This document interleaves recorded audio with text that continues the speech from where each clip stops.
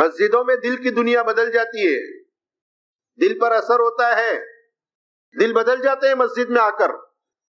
آپ دیکھیے کیسا بھی مسلمان ہو، مسجد میں ہو اور کوئی مسئلہ ہو جائے تو کہتا ہے بھائی میں مسجد میں ہوں اس لیے جھوٹ نہیں بول سکتا. کیا کہتا ہے؟ حالانکہ اس کو کس نے سمجھایا؟ اس کا دل اندر سے ہی کہہ رہا ہے کہ یہ جگہ ایسی نہیں ہے جہاں میں اللہ کی نافرمانی کروں. حالانکہ اللہ کی نافرمانی تو کہیں نہیں کر سکتا، زمین ساری اللہ کی ہے. سورہ رحمان میں اللہ نے یہی فرمایا، یا معشر الجن والانس ان استطعتم ان تنفذوا من اقطار السماوات والارض فانفذوا لا تنفذون الا بسلطان. اے انسان و جنات، اگر تم کر سکتے ہو تو جاؤ آسمان و زمین کے دائروں سے کہیں باہر چلے جاؤ جہاں تمہیں اللہ نہ پکڑ سکے، اور تم یہ کبھی نہیں کر سکتے. تو زمین اور آسمان و زمین تو سارا اللہ کا ہے. جہاں اللہ ہے وہاں اللہ کی نافرمانی کیسے کر سکتے؟ لیکن پھر بھی انسان جب مسجد میں ہوتا ہے اس کا دل خود ہی بدل جاتا ہے. طائف کے لوگ جو اتنے سنگ دل تھے حضور کو پتھروں سے مارنے والے، سوچ کتنا دل سخت ہوگا. حضور نے مقابلہ بھی کیا بعد میں طائف کے سفر کے بعد ایک مرتبہ، لیکن طائف والوں نے اتنے تیر برسائے کہ اللہ کے نبی کو واپس آنا پڑا، ہٹنا پڑا. ایسے سنگ دل، پتھر دل. جب یہ آئے ہیں مدینے میں جب یہ آئے ہیں تو ایک صحابی جو اونٹ چرا رہے تھے، انہوں نے دیکھا، پوچھا کون لوگ ہو؟ کہا ہم ثقیف کے ہیں، قبیلہ ثقیف کے لوگ ہیں، ہم ثقیف والے ہیں، ہم طائف والے ہیں. وہ صحابی جھوم گئے، اچھا طائف والے یہ آئے ہیں اللہ کے نبی کے پاس، انہوں نے تو حضور کو پتھر مارے تھے، انہوں نے تو حضور کی دعوت کو ٹھکرا دیا تھا، آج اللہ انہیں لے کر آئے ہیں، یہ اپنا سارا کام کاج بھول گئے. یہ صحابی جو اونٹ چرا رہے تھے اپنا سارا کام چھوڑ کر ان طائف والوں کی خبر دینے کے لیے اللہ کے نبی کی طرف دوڑ پڑے. جماعت آئی ہے اللہ کے راستے میں، اپنے تقاضے بھول گئے اور ان کی خدمت میں لگے، ان کی نصرت میں لگ گئے. حضرت ابوبکر صدیق رضی اللہ تعالیٰ عنہ ملے. حضرت ابوبکر صدیق نے فرمایا کہاں جا رہے ہیں؟ کہنے لگے کہ طائف والے آئے ہیں اللہ کے نبی سے ملنے، میں حضور کو خوشخبری دینے جا رہا ہوں. حضرت ابوبکر صدیق رضی اللہ عنہ نے فرمایا میں تمہیں قسم دیتا ہوں کہ یہ خوشخبری تو مجھے دینے دو اللہ کے نبی. یہ خوشخبری مجھے دینے دو اللہ کے نبی کو، کیونکہ پتا تھا کہ حضور کتنے خوش ہوں گے کہ جس علاقے میں جا کر لوگوں نے حضور کی دعوت کا انکار کیا تھا آج اللہ انہیں لے کر آیا ہے، کتنے خوش ہوں گے. تو انہوں نے بھی حضرت ابوبکر صدیق رضی اللہ تعالیٰ عنہ کا اکرام کیا. فرمایا آپ ٹھیک ہے، آپ جائیے، آپ خبر دیجئے، میں یہاں ان کی نصرت میں اور ان کے کام میں لگتا ہوں. چنانچہ واپس گئے، طائف والوں کو آداب سکھانے لگے، حضور کے پاس جا رہے ہو ایسے کرنا، اس طرح سلام کرنا. جب یہ طائف والے اللہ کے نبی کے پاس حاضر ہوئے، حضور پاک علیہ الصلوۃ والسلام نے انہیں دعوت دی. انہوں نے کہا کہ ٹھیک ہے ہم تمہاری دعوت قبول کریں گے، لیکن ہماری کچھ شرطیں ہیں. ایک شرط تو یہ ہے کہ ہم نماز نہیں پڑھیں گے، اسلام لائیں گے لیکن نماز نہیں پڑھیں گے. حضور صلی اللہ علیہ وسلم نے فرمایا کہ اس دین میں کوئی خیر نہیں جس میں نماز نہ ہو. اس دین میں کوئی خیر ہی نہیں ہے جس میں نماز نہ ہو. فرمایا یہ شرط قبول نہیں ہے، نماز تو پڑھنا ہی پڑے گا. اسلام کا مطلب یہ ہے کہ تم اللہ کے سامنے اپنی گردن جھکا دو. انہوں نے کہا کہ ہم اپنے بت کو نہیں توڑیں گے، ہم اپنے بت کو، آپ سوچو ذرا کہ اسلام قبول کرنے آئے ہیں اور کہہ رہے ہیں کہ اپنے بت کو نہیں توڑیں گے، جس جھوٹے خدا کی ہم عبادت کرتے ہیں اس کو نہیں توڑیں گے. حضور نے فرمایا یہ نہیں ہو سکتا. جب اللہ کی عبادت کرنا شروع کرو گے تو اللہ کے غیر کا تصور بھی باقی نہیں رہنا چاہیے. اللہ کے غیر کے ساتھ اللہ کو شریک نہیں کر سکتے، یہ ہم نہیں مان سکتے. انہوں نے کہا 3 سال کی مہلت دو، 3 سال بعد توڑ دیں گے. حضور نے فرمایا نہیں.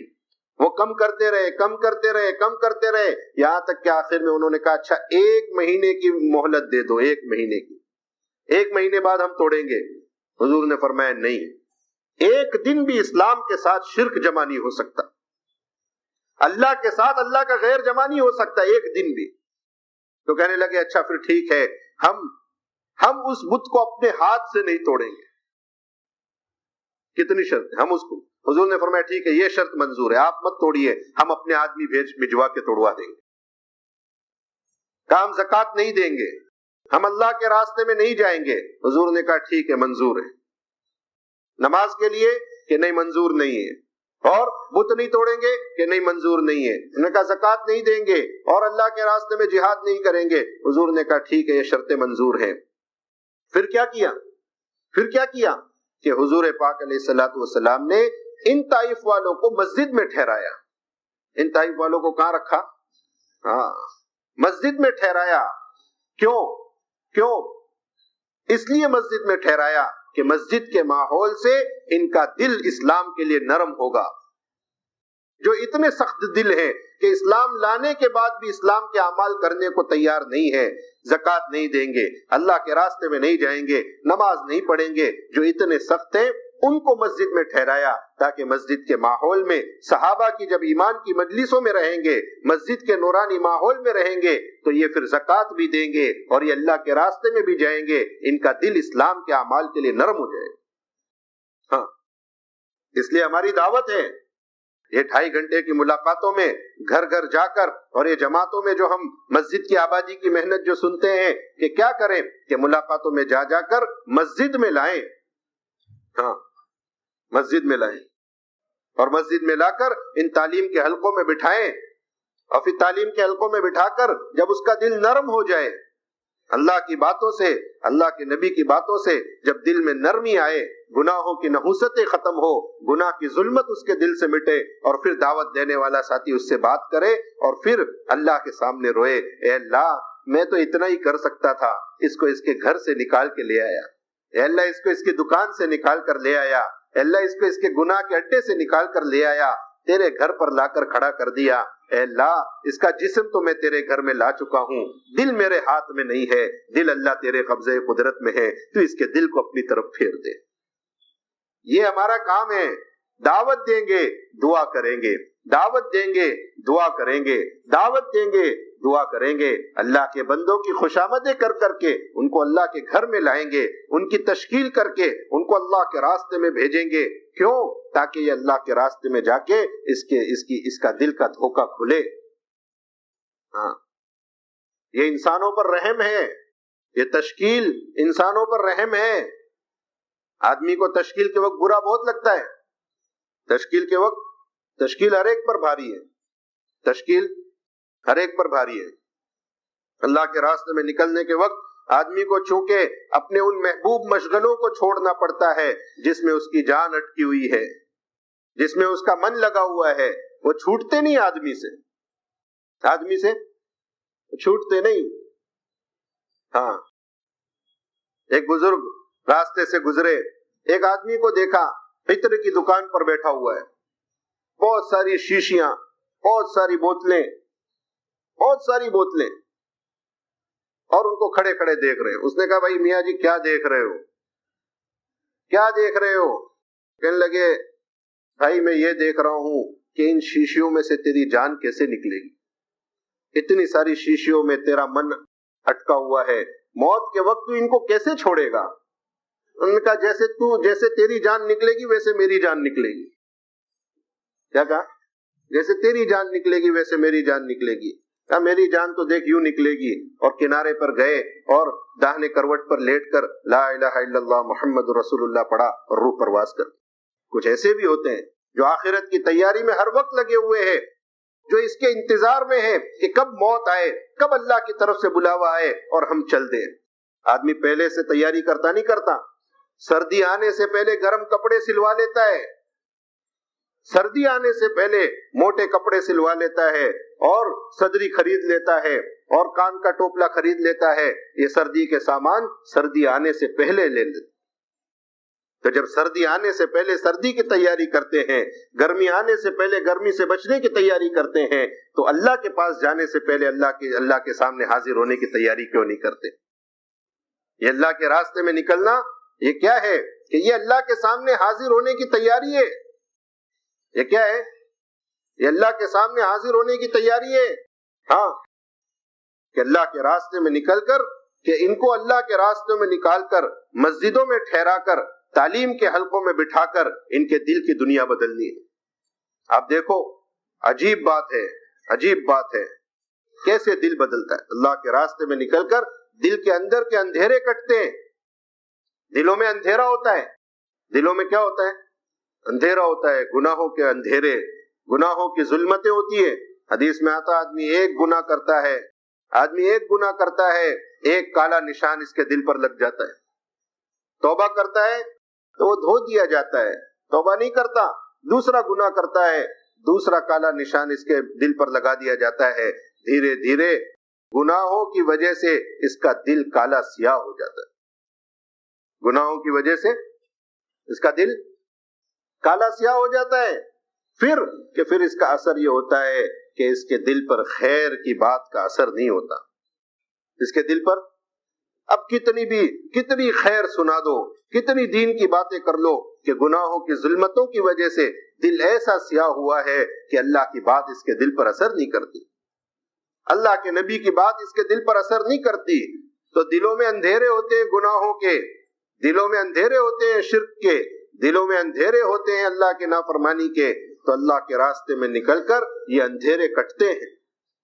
ہاں، توبہ نصیب ہوتی ہے، اللہ کے راستے میں نکل کر توبہ نصیب ہوتی ہے۔ حضرت جی مولانا الیاس صاحب رحمۃ اللہ علیہ فرمایا کرتے تھے کہ دعوت کا کام جر ثقیل ہے، دعوت کا کام یہ بھاری بوجھ کو کھینچنا ہے، یہ بھاری بوجھ کو کھینچنا ہے۔ لوگ انسان گناہوں کی ظلمتوں میں ڈوبے ہوئے ہیں، انہیں کھینچ کھینچ کر اللہ کے راستے پر لانا ہے۔ آپ دیکھو، آپ اپنے محلوں میں دیکھو، علاقوں میں دیکھو، ایسے لوگ آپ کو ملیں گے جن کے بارے میں لوگ کہتے تھے کہ پوری دنیا سدھر سکتی ہے لیکن یہ آدمی نہیں سدھر سکتا، پوری دنیا سدھر جائے گی، یہ آدمی نہیں سدھرے گا۔ لوگ کہتے تھے کہ اس کا سدھرنا ناممکن ہے، لیکن دعوت کی محنت کے ذریعے آپ دیکھو، ایک بڑی گاڑی ہے، ایک مثال دے رہا ہوں، بڑی گاڑی ہے، کسی گہری کھائی میں گر گئی، کسی گہری کھائی میں گر گئی، اوپر سے لوگ دیکھتے ہیں، کہتے ہیں اس کا نکلنا ناممکن ہے، اس کا نکلنا ناممکن ہے، یہ تو اتنی وزنی ہے اور اتنی گہرائی میں گئی۔ پھر ایک بڑی مشین آتی ہے، کرین بولتے ہیں نا، بڑی مشین آتی ہے، بڑی طاقتور، اس کو پکڑتی ہے اور اس گہرائی سے نکال کر سڑک پر کھڑی کرتی ہے۔ یہ مثال ہے، ایسے دنیا کے لوگوں کے بارے میں لوگ کہتے ہیں ان کا سدھرنا ناممکن ہے، دنیا سدھر جائے گی، یہ آدمی نہیں سدھرے گا، لیکن پھر وہ اللہ کے راستے میں اس کی تشکیل ہو جاتی ہے، دعوت کے ساتھی اس کی تشکیل کر کے اس کو اللہ کے راستے میں لے جا کر 4 مہینہ مسجد کے ماحول میں، تعلیم کے حلقوں میں، اللہ کی باتیں، اللہ کے نبی کی حدیثیں، ملاقاتوں میں اللہ کی بڑائی کر رہا، اللہ کی بڑائی سن رہا، اس کی دل کی دنیا بدل جاتی ہے، اور راتوں کو صفوں میں کھڑے ہو کر اللہ کے سامنے آنسو بہاتا ہے، توبہ کرتا ہے، اے اللہ میری گزشتہ زندگی معاف کر دے، اللہ میں نے نافرمانیاں کر دی، مجھے معاف کر دے۔ جس کے بارے میں لوگ کہتے تھے کہ یہ نہیں بدل سکتا، دعوت کے راستے سے اللہ اس کی زندگی بدل کر اسے نیک انسان بنا دیتے ہیں، لوگوں کی خیر خواہی کا جذبہ اس کے اندر پیدا کرتے ہیں۔ صحابہ فرماتے ہیں کہ ہم بدترین انسان تھے، انا کنا اذل الناس فاعزنا اللہ بالاسلام، اللہ نے ہمیں اسلام کے ذریعے عزت عطا فرمائی۔ ہاں، حضرت عمر رضی اللہ تعالیٰ عنہ اس جگہ سے گزرے تو کھڑے ہو گئے، سوچنے لگ گئے، آنکھوں میں آنسو آ گئے، اور پھر کہنے لگے کہ یہی وہ جگہ ہے جہاں پر میں زمانے جاہلیت میں اونٹ چرانے آیا کرتا تھا، میرا باپ مجھے مارتا تھا، کہتا تھا عمر تو کیا کرے گا، تجھے اونٹ چرانا نہیں آتا ہے۔ ایک زمانہ مجھ پر وہ گزرا ہے کہ میں اونٹ چرانا نہیں جانتا تھا، آج ایک زمانہ وہ ہے، اللہ نے میرے ہاتھ پر دنیا کے ملکوں میں اسلام کو زندہ کر دیا ہے۔ ہاں، یہ دعوت کی محنت انسان کو ظلمتوں سے نکال کر، تاریکیوں سے نکال کر، اندھیروں سے نکال کر اللہ کی معرفت کے نور میں داخل کرنے کی محنت ہے۔ جب حضور پاک علیہ الصلوۃ والسلام دنیا میں تشریف لائے، اس وقت کا آپ اگر کتابوں میں، سیرت کی کتابوں میں، تاریخ کی کتابوں میں اس وقت کی دنیا کا اگر حال پڑھیں گے تو آپ حیران ہو جائیں گے کہ کیا کبھی انسان اس طرح کے بھی ہوتے تھے؟ آپ حالات پڑھیے، جس وقت اللہ کے نبی پاک علیہ الصلوۃ والسلام دنیا میں مبعوث کیے گئے، حضرت عیسیٰ علیہ الصلوۃ والسلام کے بعد دنیا میں کوئی نبی نہیں آیا. 600 سال تقریباً اس دنیا پر ایسے گزرے کہ کوئی نبی نہیں. 600 سال دنیا میں کوئی نبی نہیں، کوئی دعوت کا کام نہیں، کیونکہ پہلے زمانے میں نبی آ کر کام کیا کرتے تھے، پہلے نبی آ کر کام کیا کرتے تھے. نبی نہیں، دعوت کی محنت نہیں، دعوت کی محنت نہیں. تو یہ جو 600 سال جو اس دنیا پر گزرے ہیں، مکہ اور عرب جو نبیوں کے رہنے کی جگہ تھی، جہاں بڑے بڑے انبیاء علیہ الصلوۃ والسلام پیدا ہوئے، جہاں ان کی زندگیاں گزری، اس عرب کا حال اور اس مکہ کا حال یہ ہو گیا کہ ایک اللہ کی عبادت کے لیے بنایا گیا کعبۃ اللہ، اس میں 360 جھوٹے خدا رکھے گئے. یہ نبیوں کے ذریعے تعمیر کرایا اللہ نے کعبہ. ابراہیم حضرت اسماعیل علیہ السلام کے ذریعے اللہ نے ایک کعبہ بنوایا، اپنی عبادت کے لیے بنایا، اور اس کعبے میں 360 جھوٹے خدا رکھے گئے.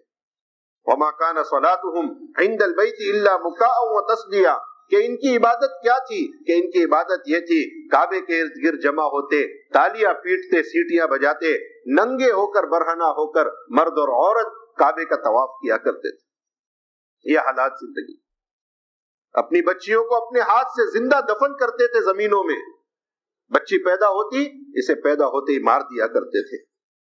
ایک دوسرے کے اونٹ کے پہلے پانی پینے پر یہ صدیوں لڑائیاں کرتے تھے، سالوں سال ان کی دشمنیاں چلتی تھی، ایک دوسرے کا خون کرتے تھے، قتل کرتے تھے. ہاں، پھر کہ ایسے حالات میں جب انسانیت جانور سے زیادہ گندی ہو چکی تھی، اولئک کالانعام بل ہم اضل، یہ جانور ہو گئے ہیں بلکہ تو جانور سے زیادہ گندے اور برے اور گمراہی میں ڈوب چکے ہیں. ان حالات میں، ان حالات کو بدلنے کے لیے اللہ نے حضرت محمد مصطفیٰ صلی اللہ علیہ وسلم کو دنیا میں مبعوث فرمایا. اور اللہ اکبر، اللہ اکبر، کہ اتنا بڑا کام کرنے کے لیے کہ 600 سال کے کفر کو آپ کو توڑنا ہے، 600 سال کی گمراہی کو آپ کو ختم کرنا ہے، 600 سال کے جانور پنے کو انسانیت سے بدلنا ہے، 600 سال کے ظلم کو آپ کو عدل اور انصاف سے بدلنا ہے. اس کے لیے کہ حضور کو اس کے لیے کیا دیا؟ کہ حضور کو اس کے لیے کوئی طاقت نہیں دی. ہونا تو یہ چاہیے تھا کہ اتنے بڑے کفر کا مقابلہ کرنے کے لیے بڑی بڑی طاقتیں ملتی نبی کو. حضور کو کوئی طاقت نہیں دی، نہ حضور کو بادشاہت دی گئی، نہ حضور کو حکومت دی گئی، نہ اللہ کے نبی کو مال و دولت کی طاقت دی گئی، نہ اللہ کے نبی کو فوج اور ہتھیار کی طاقت دی گئی. کچھ نہیں، کوئی طاقت نہیں. یہاں تک کہ ایک سہارا جو انسان کا ہوتا ہے، انسان اپنے ماں باپ کا سہارا لیتا ہے، اپنے باپ کا سہارا لیتا ہے، حضور سے وہ سہارا بھی اللہ نے چھین لیا. اللہ کے نبی یتیم پیدا ہوئے، باپ کا بھی سہارا نہیں.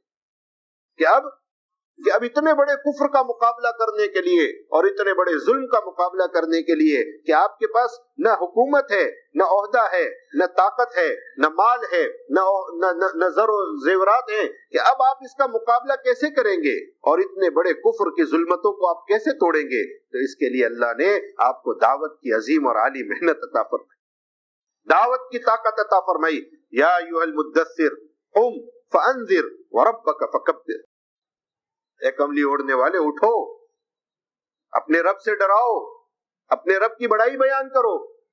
دعوت کی طاقت عطا فرمائی. دعوت کی محنت کے راستے سے لا الہ الا اللہ کی دعوت کے ذریعے حضور پاک علیہ الصلوۃ والسلام نے ایسے انسانوں کو جو جانوروں سے زیادہ نیچے گئے تھے، اللہ کے نبی نے اسلام میں لا کر اور ایمان کے راستے سے اور دعوت کے راستے سے ان کے اندر وہ صفات پیدا کی کہ یہ ہدایت کے اونچے مینار پر بیٹھ گئے اور فرمایا اصحابی کالنجوم فبأیہم اقتدیتم اہتدیتم. اب یہ میرے صحابہ ستاروں کے جیسے ہو گئے ہیں، جس ایک کے پیچھے چلو گے راستہ پا جاؤ. کہاں تھے؟ اللہ نے کہاں پہنچا دیا. کہاں تھے؟ اللہ نے کہاں پہنچا دیا.